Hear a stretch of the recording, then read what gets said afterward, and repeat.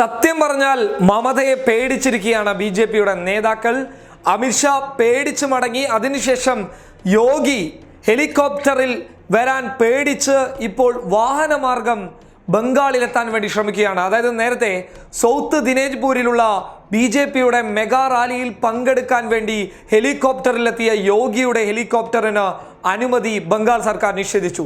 തുടർന്ന് ഒരു രക്ഷയുമില്ലാതെ ലക്നൌവിൽ നിന്ന് ജാർഖണ്ഡിലേക്ക് വിമാനമാർഗം എത്തുകയും അവിടെ നിന്ന് ജാർഖണ്ഡ് വഴി ബംഗാളിലേക്ക് വാഹനമാർഗം വരുന്ന അതീവ ഗുരുതരാവസ്ഥയാണ് യോഗിയും കൂട്ടരും നേരിട്ടുകൊണ്ടിരിക്കുന്നത്. നിലവിൽ ബംഗാളിൽ കേന്ദ്ര സർക്കാരിനെതിരെ മമത ധർണ നടത്തിക്കൊണ്ടിരിക്കുന്ന ഈ സാഹചര്യത്തിൽ മമതയെ പേടിച്ചുകൊണ്ട് റോഡ് മാർഗം ബംഗാളിലെത്തുക, തുടർന്ന് അവിടെയുള്ള മെഗാ റാലിയിൽ പങ്കെടുക്കുക, അവിടെ പ്രസംഗിച്ച് തിരിച്ചു വരിക എന്നുള്ള രീതിയിലാണ് യോഗി ആദിത്യനാഥ് ഉള്ളത്. നേരത്തെ അമിത്ഷയെ മമതയും ബംഗാൾ സർക്കാരും വലിയ രീതിയിൽ പേടിപ്പിച്ചിരുന്നു. അതിനുശേഷം വീണ്ടും മെഗാ റാലിയിൽ പങ്കെടുക്കാനെത്തിയ അമിത്ഷയെ കാലുകുത്താൻ അനുവദിക്കാതെ തിരിച്ചയച്ചു. എന്നാൽ അമിത്ഷയ്ക്ക് കാലുകുത്താൻ പറ്റിയില്ലെങ്കിൽ താൻ അവിടെ കാലുകുത്തുമെന്ന വാശിയോടുകൂടി ബംഗാളിലേക്ക് കടന്നു വന്ന യോഗി ആദിത്യനാഥിനെയും വരച്ച വരയിൽ നിർത്തിയിരിക്കുകയാണ് മമതാ ബാനർജി. അതായത് CBIയെ പൂട്ടുന്നു, ബി.ജെ.പിയുടെ നേതാക്കന്മാരെ ബംഗാളിലേക്ക് അടുപ്പിക്കുന്നില്ല, വർഗീയത വിളമ്പുന്ന രഥയാത്രയെ പോലെയുള്ള യാത്രകൾക്ക് സർക്കാർ അനുമതി നിഷേധിക്കുന്നു, യോഗി ആദിത്യനാഥിനെ പോലെയുള്ള തീവ്ര പ്രാസംഗികന്മാർക്ക് ബംഗാളിൽ കാലുകുത്താൻ അനുവദിക്കില്ല എന്ന നിലപാടെടുക്കുന്നു. അതിൻ്റെ ഭാഗമായിട്ട് അവരുടെ എല്ലാവിധ പരിപാടികളും ബംഗാളിൽ റദ്ദ് ചെയ്യാനുള്ള നീക്കങ്ങൾ മമത നടത്തുന്നു. ചിലപ്പോൾ ഒരു ചോദ്യം ഉണ്ടാകാം, ഇതൊക്കെ ജനാധിപത്യ വിരുദ്ധമല്ലേ എന്നുള്ളത്.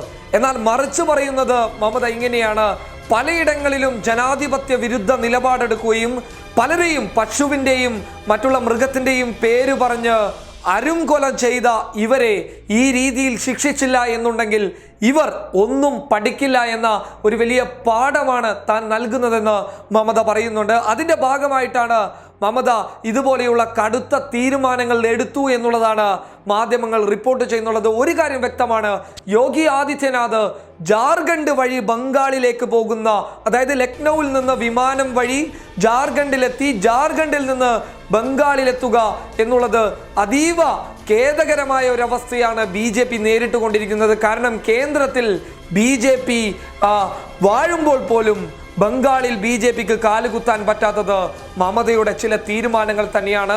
CBI വരെ തൻ്റെ പോലീസിനെ കൊണ്ട് അറസ്റ്റ് ചെയ്യിപ്പിക്കുന്നു. ഈ തീരുമാനങ്ങളൊക്കെ എടുത്തത് മമത ബി.ജെ.പിക്കെതിരെ ശക്തമായി നിലപാടെടുത്ത് മുന്നോട്ട് പോകാനുള്ള ഒരുക്കം തന്നെയാണ്. ഇത് വലിയ രീതിയിലുള്ള വാർത്തയായി മാറിയിരിക്കുകയാണ്. യോഗി വാഹനം വഴി ഗത്യന്തരമില്ലാതെ ബംഗാളിലേക്ക് പോകുന്നു എന്നുള്ളത് ബി.ജെ.പിയെ സംബന്ധിച്ചിടത്തോളം അതീവ ഖേദകരമായ ഒരു കാര്യം തന്നെയാണ്.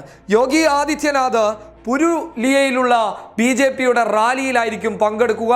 അവിടെ വെച്ച് പ്രസംഗം നടത്തു. അതോടൊപ്പം തന്നെ ലക്നൌവിലുണ്ടായിരുന്ന വാർത്താ സമ്മേളനത്തിൽ അദ്ദേഹം പറഞ്ഞ ഒരു കാര്യമുണ്ട്. അതായത് മമത ശക്തമായിട്ടുള്ള വെല്ലുവിളി നേരിടാൻ ഒരുങ്ങിക്കൊള്ളുക, ഇതിനൊക്കെ പ്രതികാരം ചെയ്തില്ലെങ്കിൽ NDA സർക്കാർ അല്ലെങ്കിൽ മോദി സർക്കാർ അല്ലെങ്കിൽ ഞങ്ങൾ ഒന്നിനും കൊള്ളാത്തവരായി മാറുമെന്നുള്ള ഒരു വലിയ വാർത്താ സമ്മേളനത്തിൽ ഒരു വലിയ അറിയിപ്പ് യോഗി ആദിത്യനാഥ് നടത്തിയിട്ടുണ്ട്. അതായത് ബംഗാളിൽ മമത തിരിച്ചടി നേരിട്ടില്ലെങ്കിൽ ഞങ്ങൾ ഒന്നുമല്ല എന്ന നിലപാടെടുത്തുകൊണ്ട് തന്നെയാണ് ബംഗാളിലേക്ക് വാഹനം വഴി പോകുന്നത്. എന്നാൽ ഈ വാഹനം വഴിയുള്ള യാത്രയാണ് ഇപ്പോൾ ട്രോളന്മാർ ട്രോളിക്കൊണ്ടുള്ളത്. അതായത് അവർ പറയുന്നത് പേടിച്ച് ഭയന്നുകൊണ്ട് വിമാനത്തിൽ പോകാൻ പറ്റാതെ അവസാനം ജാർഖണ്ഡ് വഴിയിൽ ബംഗാളിലേക്ക് എത്തുന്ന ഒരവസ്ഥയാണ് യോഗിക്കുള്ളത് എന്നുള്ള ഒരു ട്രോളുകളാണ് നവമാധ്യമങ്ങളിൽ ഓടിക്കൊണ്ടിരിക്കുന്നത്. എന്ത് പറഞ്ഞാലും മമത ശക്തമായിട്ടുള്ള നിലപാടാണ് ബി.ജെ.പി നേതാക്കൾക്കെതിരെ എടുത്തുകൊണ്ടിരിക്കുന്നത്. News desk public Kerala.